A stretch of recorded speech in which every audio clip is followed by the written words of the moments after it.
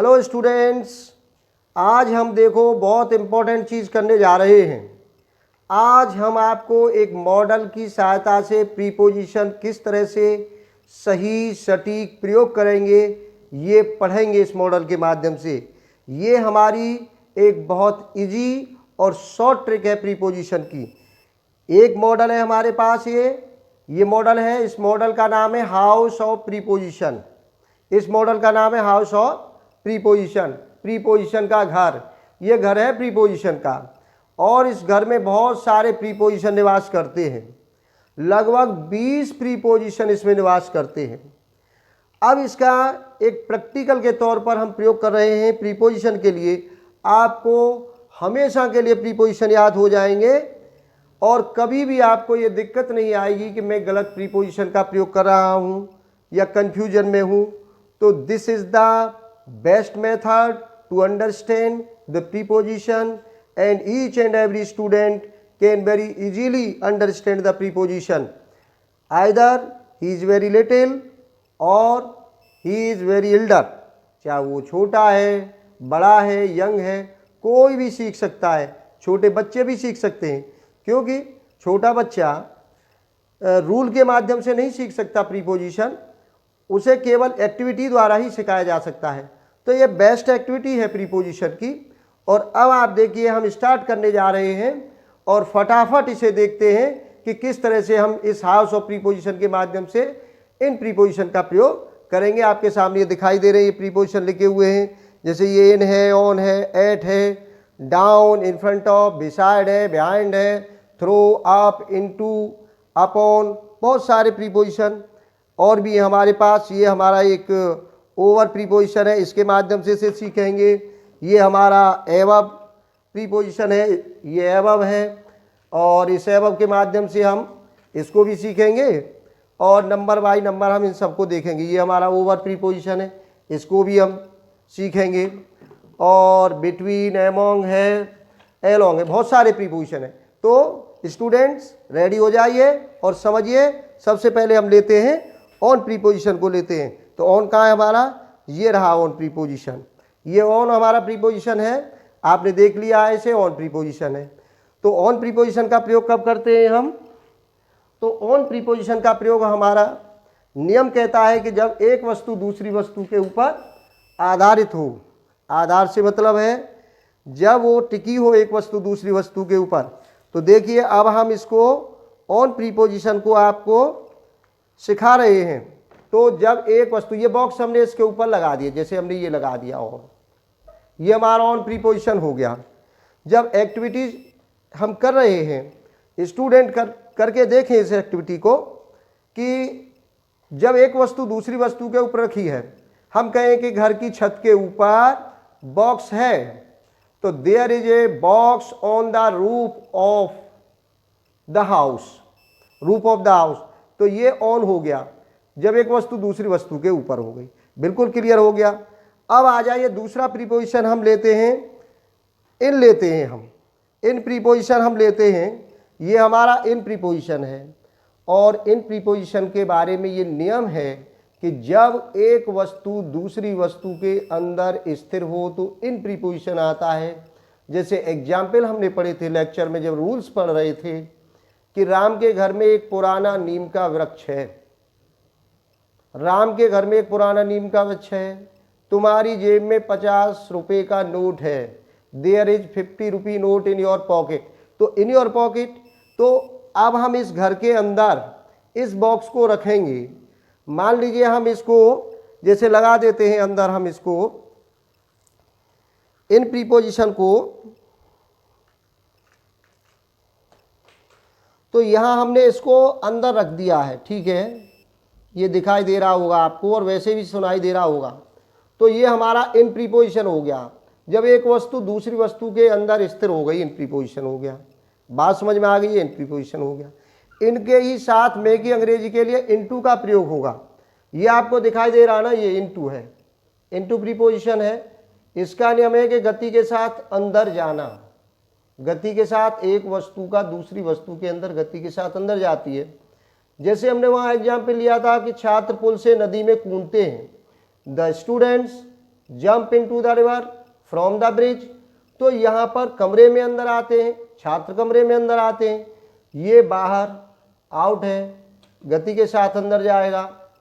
तो जब एक वस्तु दूसरी वस्तु के अंदर गति के साथ प्रवेश करेगी तो वहाँ आपका इनटू प्रीपोजिशन होगा, और इस एक्टिविटी से आपको समझ में आ जाएगा कैसे होगा। तो ये हमारा इनका प्रयोग हो गया, ये दोनों पेयर में थे, जहाँ इनका प्रयोग होगा वहाँ इनटू का करेगा, और जहाँ इनटू का होगा वहाँ इनका प्रयोग होगा। तो ये हमारे दोनों प्रीपोजिशन हमने देख लिए, इन और इनटू। इसके बाद नेक्स्ट आता है हमारा, नेक्स्ट प्रीपोजिशन लेते हैं हम एट लेते हैं, एट प्रीपोजिशन लेते हैं। और एट प्रीपोजिशन लेते ही एट है। और एट प्रीपोजिशन के बारे में आपने पढ़ा था कि जब एक वस्तु कोई भी किसी छोटे स्थान पर है, जब कोई वस्तु छोटे स्थान पर दिखाई दे रही है हमें, जैसे मान लीजिए दरवाजे पर भिखारी खड़ा हुआ है, ये एक हमारा हाउस है, ये इसका दरवाज़ा है, इस दरवाजे पर कोई वस्तु है, तो एट द डोर होगी। क्या होगी? At the door. तो the beggar is standing at the door, the box is at the door, ये एट हो गया हमारा, ये ऑन हो गया हमारा, अंदर रख दिया किसी वस्तु को, इन हो गया, गति के साथ अंदर गई, इनटू हो गया। बिल्कुल बात क्लियर हो गई। और देखिए आगे आइए, इन फ्रंट ऑफ को ले लेते हैं। ये हमारा है इन front of. In front of होता है जब एक वस्तु दूसरी वस्तु के सामने हो। तो ये घर है और घर के सामने हम इसे यहाँ रख देते हैं, तो हम कहें कि the box is in front of the house, the box is at the door, the box is on the house, the box is in the room, the box is in the house, the box come in to the house. तो जितने भी ये जो box हैं, इन box के माध्यम से आप देख रहे हैं कि किस तरह से प्रीपोजिशन का प्रयोग किया जा रहा है। अब नेक्स्ट आ जाइए, इन फ्रंट ऑफ समझ में आ गया, एक के सामने दूसरी वस्तु हो गई। नेक्स्ट है आपका ये बिसाइड्स है, ये बिसाइड्स है, बिसाइड्स है बगल में। तो आपने पढ़ा था एक बिसाइड और एक बिसाइड्स। बिसाइड्स होता के अतिरिक्त। तो जब आप इसको इसके बराबर में रख दोगे, बिसाइड्स हो गया जैसे इसके बराबर में, अब ये घर के बराबर हो गया। जब एक वस्तु दूसरी वस्तु के बराबर में है तो बॉक्स घर के बराबर में है, तुम घर के बराबर में बैठे हुए हो, तुम मेरे पास बैठे हुए हो। तो जब दो वस्तुएं बराबर में होंगी तो वहाँ बिसाइड प्रीपोजिशन आएगा। तो आप ये समझ सकते हैं वो हमारा बिसाइड प्रीपोजिशन हो गया। अब देखिए बिहाइंड भी पड़ा है हमारा उधर, वो भी आवाज़ लगा रहा है कि मैं भी आऊँगा। बिहाइंड का पीछे होता है जब एक वस्तु दूसरी वस्तु के पीछे हो। तो हम इस हाउस के पीछे बिहाइंड को रख देते हैं। ये बिहाइंड दिखाई नहीं देगा आपको, बिल्कुल सही है कि जब एक वस्तु दूसरी वस्तु के पीछे होगी तो दिखाई कैसे देगी। तो हमने इसके पीछे रख दिया कौन सा? बिहाइंड प्रीपोजिशन रख दिया है। ये देख लीजिए आपको दिखाई दे रहा है बिहाइंड ही है, बिहाइंड है, इसके पीछे चला गया ये। तो बिहाइंड हो गया, बिसाइड हो गया, ऑन हो गया, इन फ्रंट ऑफ हो गया, एट हो गया। अब नेक्स्ट आते हैं हम इसके बाद अप एंड डाउन पर आते हैं, अपॉन और डाउन।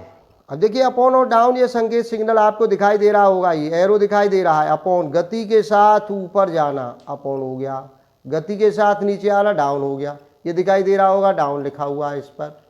तो अपॉन गति के साथ ऊपर जाना, डाउन गति के साथ नीचे आना, बस इतनी सी बात सीखनी है। अगले प्रीपोजिशन पर आते हैं हम। अब देखिए नेक्स्ट आता है, अब हमारा नेक्स्ट है हमारा एबव और ओवर। देखिए ये हमारा एबव हो गया है और ये हमारा ओवर है। ठीक है, देख लीजिए ध्यान से, इस पे क्या लिखा है? ओवर प्रीपोजिशन लिखा है। इस बॉक्स पे क्या लिखा है? एबव प्रीपोजिशन लिखा है। तो ये हमारे दोनों जोड़ा है, पेयर है, दोनों का एक ही मीनिंग है, ऊपर ही है दोनों के माने। और ये रूल्स में हमने पीछे पढ़ चुके हैं इसके बारे में कि जब एक वस्तु दूसरी वस्तु के ऊपर आधारित न हो, आधार की अनुभूति हो, तो वहाँ पर एबव और ओवर प्रीपोजिशन का प्रयोग होगा।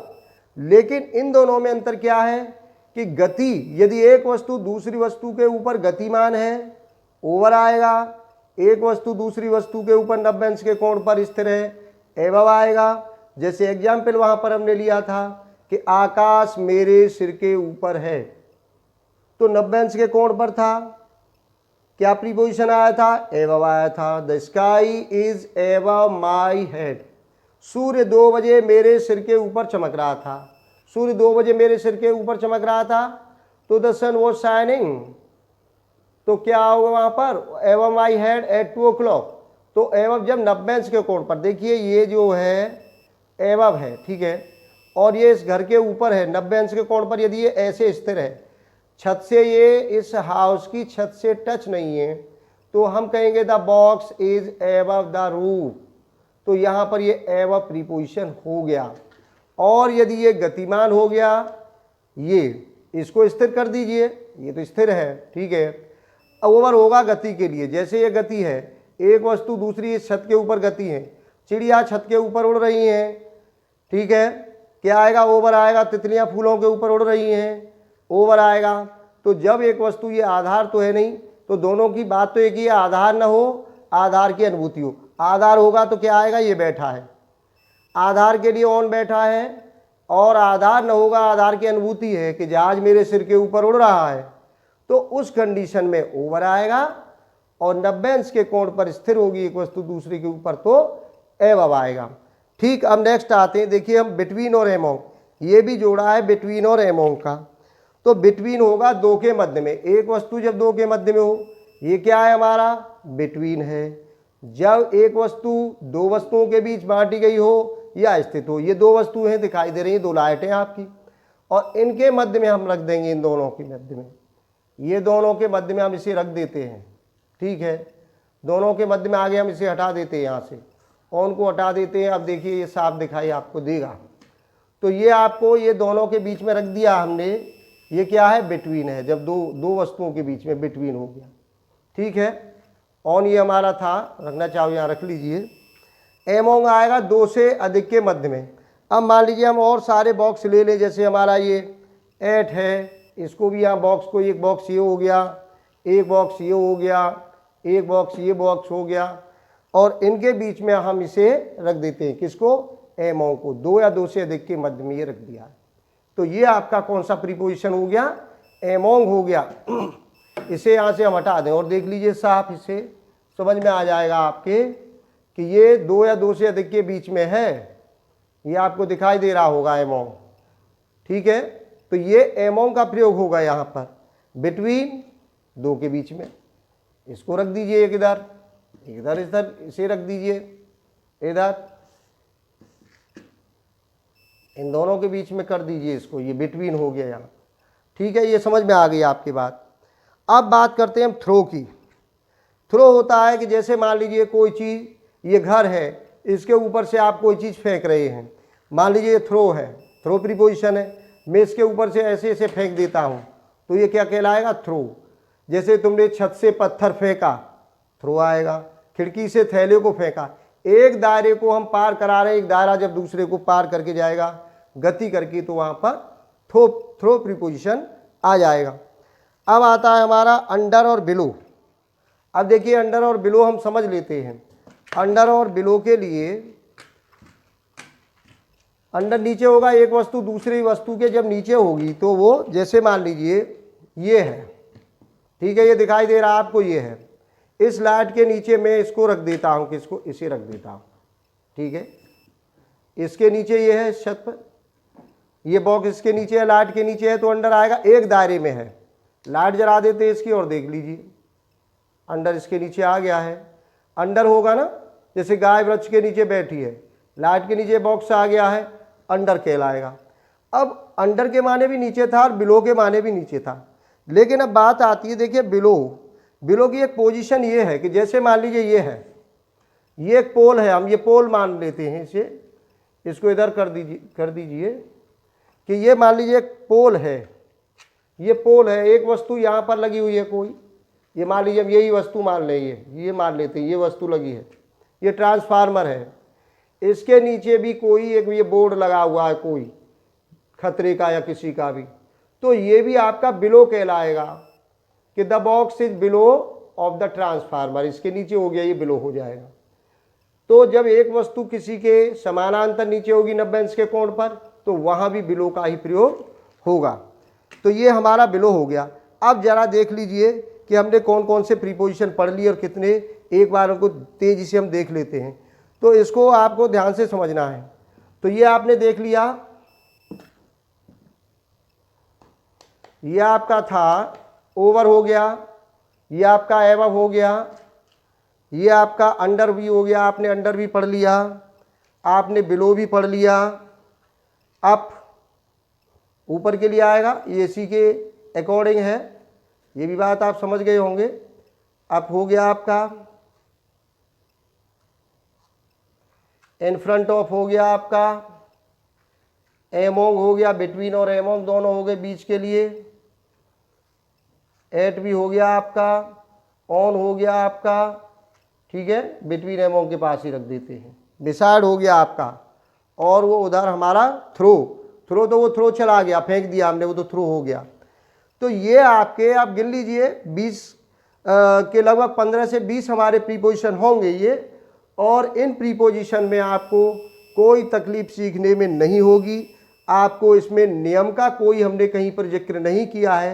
ये एक्टिविटी प्रैक्टिकली आप करोगे तो ये 100% आपकी समझ में आसानी से प्रीपोजिशन आ जाएंगे। इनको आप कभी भूल नहीं सकते यदि आप इस तरह से इस प्रैक्टिकल को करके आप इनको करेंगे।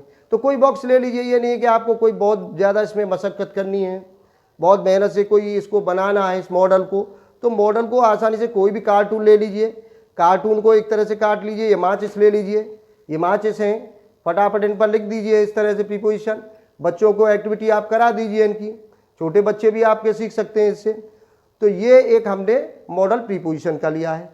तो हम एक ग्रामर को भी ये चाहते हैं प्रैक्टिकली सीखें, ग्रामर में कुछ चीज़ें हम प्रैक्टिकली लाएं, प्रोनाउन को भी प्रैक्टिकली सीखें, और हम इसको आर्टिकल को भी, जितने भी पार्ट्स ऑफ स्पीच हैं उन सभी को हम चाहते हैं कि उनको ऐसे ही मॉडल के माध्यम से हम उनको सीखें। तो मैं आपको बहुत सारे मॉडल ऐसे ही 1 बाय 1 बनाऊंगा और आप इनको सीखिए और इनको अपने दिमाग में डाइजेस्ट कीजिए। और इसी के साथ में आपने देख लिया 20 मिनट में ही लगभग हमारा ख़त्म हो गया ये, और 20 प्रीपोजिशन समझ में आ गए। हो सकता है हमें न जाने कितनी बार इनको पढ़ना पड़े, फिर भी ये हमारे दिमाग में नहीं आएंगे। तो थैंक्स ए लॉट स्टूडेंट, बहुत बहुत धन्यवाद।